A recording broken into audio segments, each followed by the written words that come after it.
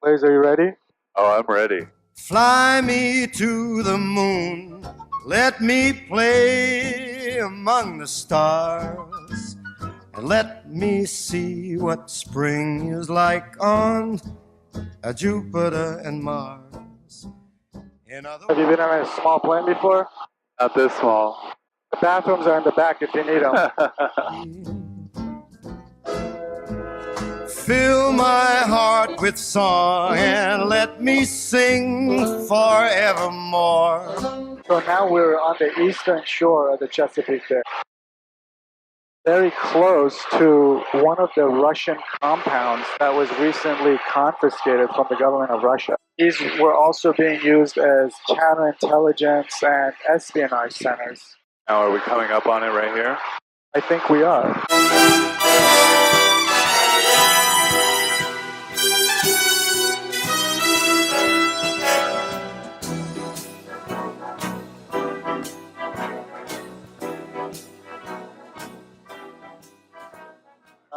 You see that island in front of us? I do. That is actually Poplar Island. Used to be the presidential retreat of FDR, about 1,500 acres. In 1990, Poplar Island was reduced to 5 acres. Wow. Because of a combination of sea level rise and erosion. And it's now been taken over by the Army Corps of Engineers, which is dredging the sea channels to make them clear for ships and dumping the dredged material to create a habitat for wildlife. It's got a hard seawall on it, too. Now, what are the advantages or disadvantages between a hard seawall and natural seawalls like marshes? So marshes or mangroves or wetlands are much better at buffering storm surges. So if you have a hurricane or a strong nor'easter, they serve to soak up that water, versus a hard seawall, eventually you're just going to lap right over the edge. The Chesapeake Bay has seen a foot of sea level rise. Wow. It's actually one of the most vulnerable places to sea level rise in the country. I think it's second to only Louisiana. And you're talking about places that are, only 4 or 5 feet above sea level to begin with. But you can already see where the coastline used to be in some of this peninsula here and how it's already pushing pretty far back. If coal-fired power plants like this one are causing the greenhouse gases and they're causing the sea level rise, being held accountable, and no, fossil fuel power plants are not at all being required to pay for those external costs. I think we've been working on developing technologies that do not create emissions, and that's been one area where we've had bipartisan support. Clean energy technologies. Clean energy technology. So making them more competitive. Yeah.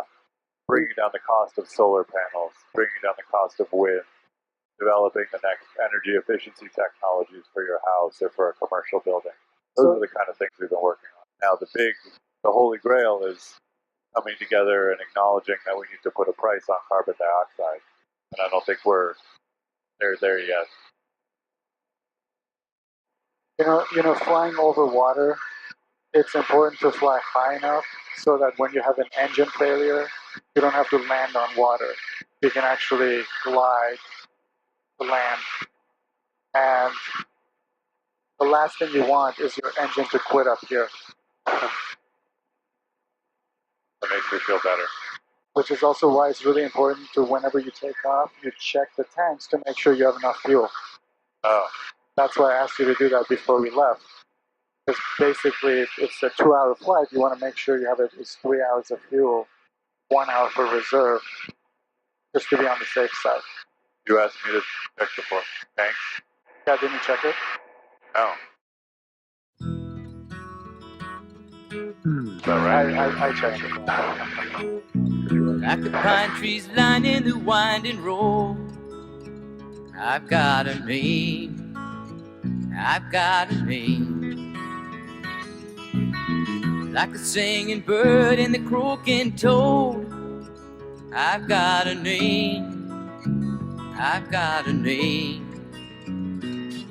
and I carry it with me like my daddy did.